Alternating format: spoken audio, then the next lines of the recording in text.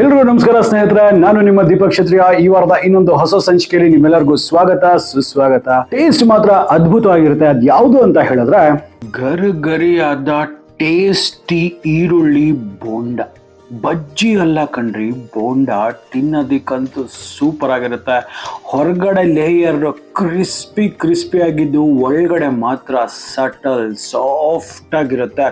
Taste ಸಹ ಅಷ್ಟೇ subtle ಆಗಿ. ಟೀ ಟೈಮ್ ಸ್ನ್ಯಾಕ್ ಅಂತೂ ನಮ್ಮ ಇಂಡಿಯಾದಲ್ಲೇ ಹೇಳು ಮಾಡಿಸಿರ್ತಕ್ಕಂಥದ್ದು ಈ ಒಂದು ಈರುಳ್ಳಿ ಬೋಂಡ. ಟೇಸ್ಟಲ್ಲಂತೂ ನಂಬರ್ 1. ಅದ್ಭುತವಾಗಿರುತ್ತೆ. ತುಂಬ ಸುಲಭ ವಿಧಾನದಲ್ಲಿ ಈ ಒಂದು ಈರುಳ್ಳಿ ಬೋಂಡ ಪರ್ಫೆಕ್ಟಾಗಿ ಯಾವ ರೀತಿ ಮಾಡಬೇಕು ಅನ್ನೋದನ್ನ ನೋಡುವ. ಹಾಗಾದ್ರೆ ಇನ್ಯಾವುದೋ ತಡ ಮಾಡಿದಿರಾ, ನಡೀರಿ ಒಂದು ಅದ್ಭುತವಾದ ರೆಸಿಪಿ ಯಾವ ರೀತಿ ಮಾಡಬೇಕು ಅಂತ ನೋಡುವ.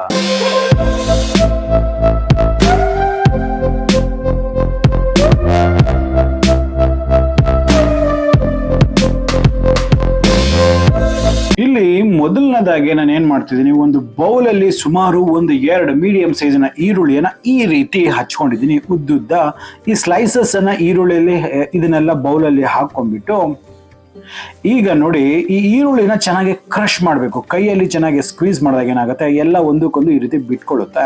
ಸೊ ಈಗ ಇದರಲ್ಲಿ ಉದ್ದುದ್ದ ಹಚ್ಚಿರ್ತಕ್ಕಂಥ ಹಸಿರು ಮೆಣಸಿನಕಾಯಿ ಉದ್ದುದ್ದ ಹಚ್ಚಿ ಚೆನ್ನಾಗಿ ಸ್ವಲ್ಪ ಕ್ಲಿಂಗ್ ಆಗುತ್ತೆ. ಅದ್ರ ಜೊತೆಗೆ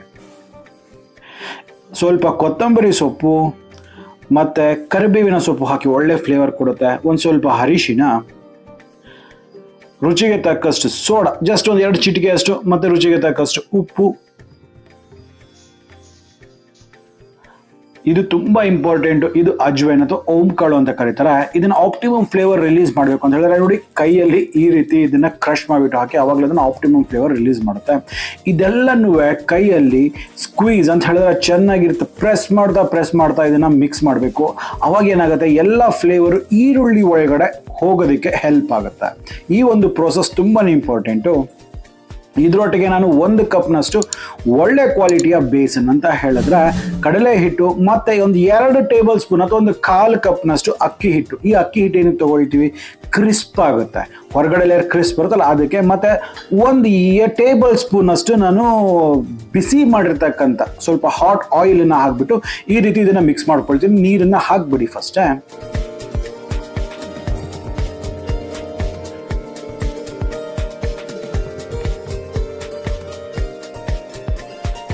ಈಗ ನೋಡಿ ಎಲ್ಲ ಪರ್ಫೆಕ್ಟ್ ಇದೆ. ನೀರು ಹಾಕಿಲ್ಲ ನೋಡಿ, ಯಾವ ರೀತಿ ಆನಿಯನ್ ಅಲ್ಲಿ ಇರ್ತಕ್ಕಂಥ ಈರುಳ್ಳಿಲಿ ಇರ್ತಕ್ಕಂಥ ನೀರಿಂದನೇ ಇಷ್ಟು ಮಾತ್ರ ಆಗಿದೆ.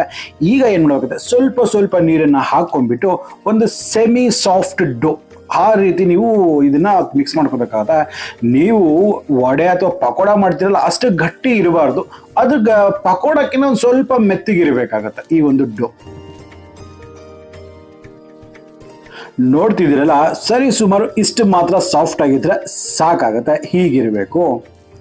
ಈಗ ಇದನ್ನ ಏನ್ ಮಾಡ್ಬೇಕಾಗತ್ತೆ, ಒಂದು 30 ನಿಮಿಷಗಳ ಕಾಲ ಇದನ್ನ ಮ್ಯಾರಿನೇಟ್ ಆಗೋದಕ್ಕೆ ಅಥವಾ ಸ್ವಲ್ಪ ರೆಸ್ಟ್ ಆಗೋದಕ್ಕೆ ಬಿಟ್ಬಿಡಿ. ಇಲ್ಲಿ ನಾನು ಡೀಪ್ ಫ್ರೈಗೆ ಬೇಕಾಗಿರೋಷ್ಟು ಎಣ್ಣೆಯನ್ನು ಬಿಸಿ ಮಾಡಕ್ಕೆ ಇಟ್ಟಿದ್ದೀನಿ. ನೆನಪಿರಲಿ, ಸ್ವಲ್ಪ ಎಣ್ಣೆ ಸಫಿಷಿಯೆಂಟ್ ಆಗಿರಲಿ. ಇಲ್ಲಿ ಮೊದಲನೇದಾಗಿ ನಾನು ಕೈನ ಒದ್ದೆ ಮಾಡಿಕೊಂಡು, ಇಲ್ಲಿ ನೋಡ್ತಿರ್ಬೋದು ಬೆರಳುಗಳ ಅಂಚಿನಲ್ಲಿ ನಾನು ಈ ಒಂದು ಬ್ಯಾಟರ್ನ ತಗೊಂಡು ರೌಂಡ್ ಗುಂಡಾಗಿ ಇದನ್ನ ಮಾಡಿಕೊಂಡು ಈ ಎಣ್ಣೆಲಿ ಬಿಡ್ತಿದ್ದೀನಿ. ಎಣ್ಣೆ ಸಹ ಅಷ್ಟೇ ಮೀಡಿಯಂ ಹೀಟಲ್ಲಿ ಇರಬೇಕಾದ್ರೆ ತುಂಬ ಇಂಪಾರ್ಟೆಂಟು. ಎಣ್ಣೆಲಿ ಹಾಕಬೇಕಂದ್ರೆ ಸ್ವಲ್ಪ ಹುಷಾರು, ಮೇಲೆ ಸಿಡಿತಕ್ಕಂಥ ಚಾನ್ಸಸ್ ಇರುತ್ತೆ ಹೊಸಬ್ರನ್ನ ಮಾಡುವಾಗಿದ್ರೆ. ಕೈಯಲ್ಲಿ ಈ ರೀತಿ ಉಂಡೆಗಳನ್ನು ಹಾಕೊಂಡ್ಬಿಟ್ಟು ಇದನ್ನೆಲ್ಲ ಕಂಪ್ಲೀಟ್ ಆಗಿ ಇಲ್ಲಿ ಎಷ್ಟು ಹಿಡಿಯುತ್ತೋ ಅಷ್ಟು ಈ ಒಂದು ಬೋಂಡಾಗಳನ್ನು ನಾವು ಹಾಕುವ. ಈಗ ಇದನ್ನೊಂದು 2 ನಿಮಿಷಗಳ ಕಾಲ ಅದು ಸ್ಟ್ರಕ್ಚರ್ ಹೋಲ್ಡ್ ಮಾಡೋದಕ್ಕೆ ಬಿಡುವ. ನೋಡಿ ಪರ್ಫೆಕ್ಟ್ ಆಗಿ ಇದೆಲ್ಲ ಆಗಿದೆ. 2 ನಿಮಿಷಗಳ ಕಾಲ ಸ್ಟ್ರಕ್ಚರ್ ಹೋಲ್ಡ್ ಆಗಿರುತ್ತೆ. ಈಗ ಬೇಕಾದ್ರೆ ನೀವು ಇದನ್ನ ಚೆನ್ನಾಗಿ ಕೈಯನ್ನು ಆಡಿಸ್ಬೋದು.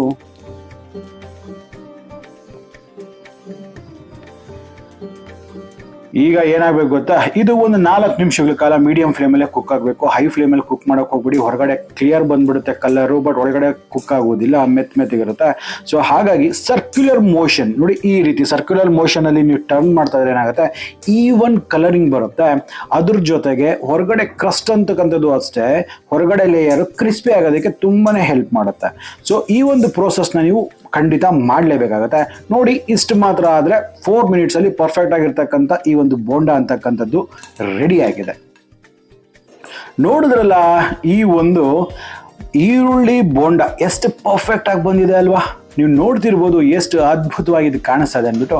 ಮಾಡೋದು ಸಹ ತುಂಬ ಸುಲಭ, ಎಲ್ಲ ಮಾಡಿಟ್ಕೊಳ್ಳಿ. ಜಸ್ಟ್ 10-15 ನಿಮಿಷ ಇಟ್ಸ್ ಮೋರ್ ದೆನ್ ಎನಫ್. ಇಷ್ಟು ಟೇಸ್ಟಿ ಆಗಿರ್ತಕ್ಕಂಥ ಈ ಒಂದು ಈರುಳ್ಳಿ ಬೋಂಡನ ಸವಿಯೋದಕ್ಕೆ ಸಂಜೆ ಹೊತ್ತು ಕಾಫಿ ಅಥವಾ ಟೀ ಜೊತೆಯಲ್ಲಿ ಈ ಈರುಳ್ಳಿ ಬೋಂಡ ಮಾತಾಡೋದಕ್ಕೆ ಒಳ್ಳೆ ಫ್ರೆಂಡ್ಸ್, ಮನೆಯವರು. ಆಹಾ, ಅದ್ಭುತ. ನಿಮ್ಮ ಈವ್ನಿಂಗ್ ಅಂತಕ್ಕಂಥದ್ದು ಸೆಟ್ ಆಗಿಬಿಡುತ್ತೆ.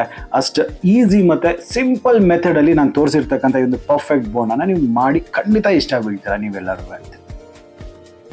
ನೋಡ್ತಾ ಇದ್ರೇನೆ ಬಾಯಲ್ಲಿ ನೀರು ಊರ್ತಾ ಇದೆ, ಅಷ್ಟು ಅದ್ಭುತವಾಗಿದ್ದು ಬಂದಿದೆ.